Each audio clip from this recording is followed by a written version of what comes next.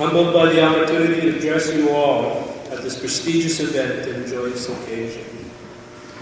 Humbled by Kaobu and his wonderful message. The Hawaiian vision and the Hawaiian voice is strong. Mahalo.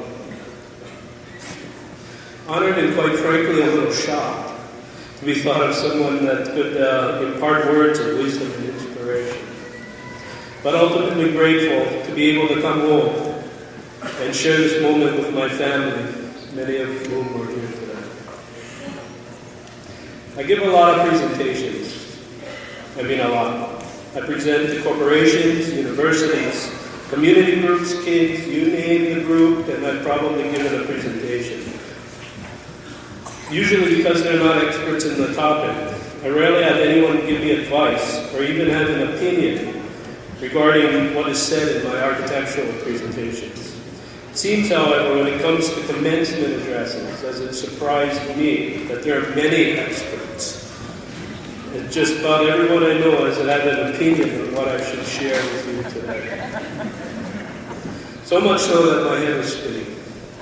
So what to do? I first thought that I'd do some research on commencement addresses. What a wonderful world we live in, the age of the internet and YouTube. You can literally just about find every commencement address ever given, or at least over the past decade. I seriously contemplated taking some great yet obscure message from some small college somewhere in the U.S. and borrowing it for today's message. That didn't seem consistent with the collegial spirit, so I moved on to plan B. I next thought of Conan O'Brien's address to Harvard University in Dartmouth and his use of tact and making jokes through his speech. For your benefit and my reputation, however, I quickly abandoned that approach as reality, and my wife would tell you that I'm not a comedian and probably not go over very well. So in the end, I decided to turn to the commencement addresses from two men I admire and respect very much. The late Steve Jobs and your own, for inspiration and direction. First, from Steve Jobs' address to Stanford a few years back, the inspiration and direction I derived was to share your own story and through it offer wisdom and encouragement.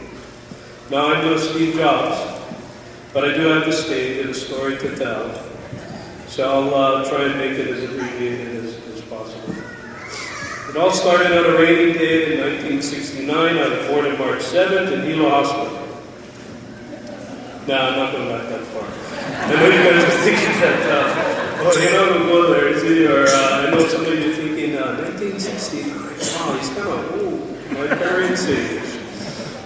But I will go back to the summer of 1986, the morning of my high school graduation from Waikea High. I remember a conversation I had with my grandmother, Sammy Olds.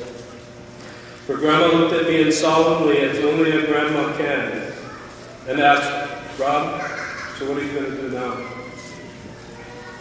Seems like a pretty innocent and appropriate question, right? Much like the same question many of you have been asked by your friends and family leading up to your graduation today. But in my situation at the time, it had a little bit different connotation. Everyone has stories about how they got into trouble when they were teenagers, and how their parents were worried and how they were following. Not to over-dramatize the situation, but I was really a troubled teenager and was headed down the wrong road in a quick direction. I had lost my way socially, academically, and in every sense of the word, including the judicial system, I was considered a juvenile delinquent. So the question of what I was going to do not only came with the loving care and concern of my grandmother, but in many ways was a question of real and critical moment in my young life that eventually set a direction that is still unfolding. My answer was, I'm going to be an architect. A bold statement from a guy graduated with a senior year GPA of 1.8. It was the first thing that popped into my mind. Didn't even really know what an architect did. I kind of knew there was drawing involved. I kind of knew there was blueprints involved. I kind of knew there was probably some math involved. But all I really knew is that my Uncle Jay had a friend named James McKay, Iopa Architecture, they've got a good practice here, who every time I seen him was driving a nice car, had nice clothes, and seemed to be always surrounded by nice-looking women. So I figured whatever that guy's doing must be pretty good. So in answer to my grandma's question, I went with architect. Fast forward 8 years. Yes, I said 8 years. Don't look at me like I'm the only one that took 8 years to get an undergraduate degree.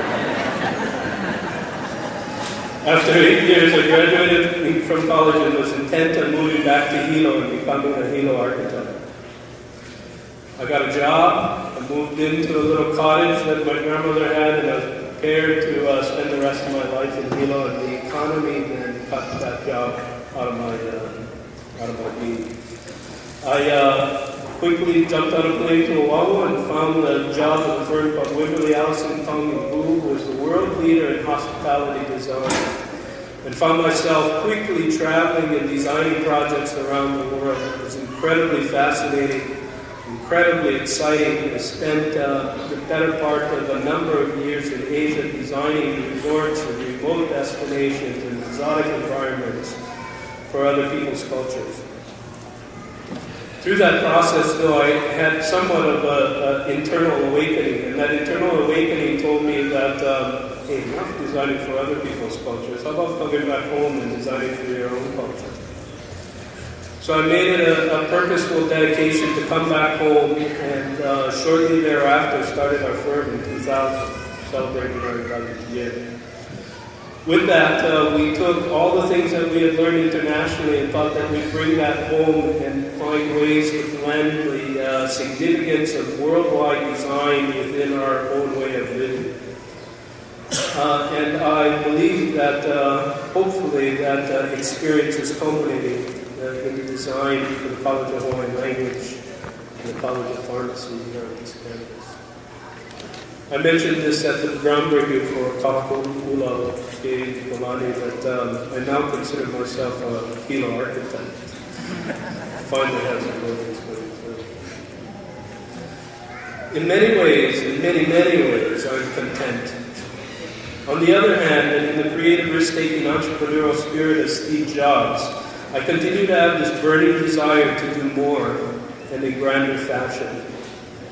When given the chance, I often like to talk about Hawaii becoming the people, the source of life that feeds. There are examples of this concept in reality today.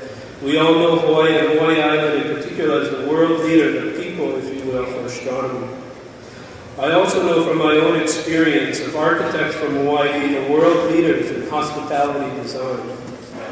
I yearn for a day when Hawaii can be the world leaders for cultural-based design, for community-based design, what the heck, for design in general, the world leaders for design. There are many examples that we will soon be, Hawaii, one of the world's leaders in renewable energy. Additionally, Hawaii is looking at ways of reestablishing ourselves as leaders once again in agriculture. But let's expand our thinking to every field represented by you here today, the graduates of the fields of this graduating class. Why not Hawaii as a world leader in education, as a world leader in arts, as a world leader in science? We have examples that showed us that we can complete even globally. You will be the leaders in taking that next great step.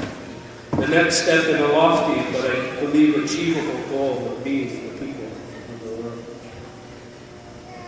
To bring this full circle, I'm reminded of Mayor Kinoi's address to your predecessors here at UH Hilo at last year's commencement. The inspiration and direction I derived from his speech was to ground your talk in local sensibilities and values. Mayor Kinoi spoke of the intrinsic values of our local culture and how that shapes who we are and how we approach the world. Values such as caring and compassion, humility and respect, honor and responsibility, and how they're at the center of who we are and our guide for determining our actions and well-being. You must not forget these important and unique characteristics and traits as you go forward and strive for your success and achievements. When all is said and done, my message here today boils down to one of balance. I so much want to tell you to push further than anyone before you has ever gone.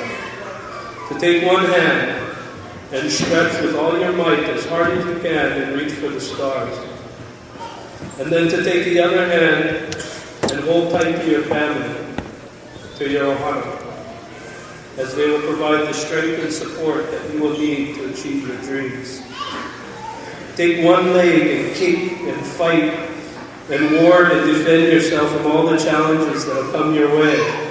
But take your other foot and root it firmly in the Iopa, in this wonderful giving land, and the people that have taught you to give us so much. So take your heart and soul, your mind, your na'au, and root them in all you learned here in Hilo. Whether you're born and raised here or just spent the last 4 years, the combination of your intellectual, social, and cultural education here, I would argue, rivals that of any institution and has much to offer the world. Last week I was at a board meeting for the YMCA with Dr. Michael Chun, the retiring president and headmaster of the Midwest Schools Iopa campus, gave an invocation. He shared a beautiful and powerful message.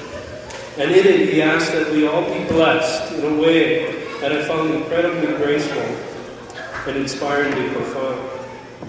Knowing that I'd speak with you here today, I quickly took out my phone and text myself all these inspirational messages so that I could recite. Last night, while reviewing those passages and doing some research, I found a similar message accredited to the Reverend Jesse Jackson. In it he said, "In life, one must be tough enough to fight, tender enough to cry, human enough to make mistakes, humble enough to admit it, strong enough to absorb the pain, and resilient enough to bounce back and keep on moving. For leaders, the pain is often intense, but you must smile through your tears and keep moving forward with the faith that there is a brighter side somewhere." My last wish for you as you move on to your new and exciting adventures, directly inspired by Dr. Chan and Reverend Jesse Jackson, but maybe even more directly inspired by the thoughts and messages of Steve Jobs and Gary Hilo, or even actually more influentially inspired by all the mentors, the supporters, the family and friends that have helped us all and sacrificed for well-being along the way. I wish you the highest and best of accomplishments. As you go on to great triumphs, look for the opportunities to perpetuate Hawaii and Hilo, in particular as the people of the world. Most of all, I hope that your achievements are well balanced, that your life experiences will have true depth and great meaning. I truly do wish that through your life's journey you will find enough successes to let you stand proud, yet enough challenges to keep you humble, enough passion to fill your soul, yet enough compassion to help those that need, enough joy to warm your heart, yet enough sorrow to remain sympathetic, and ultimately that you and we all will be happy with enough. Because despite wanting it all, enough is all we need. Enough is plenty. Mahalo.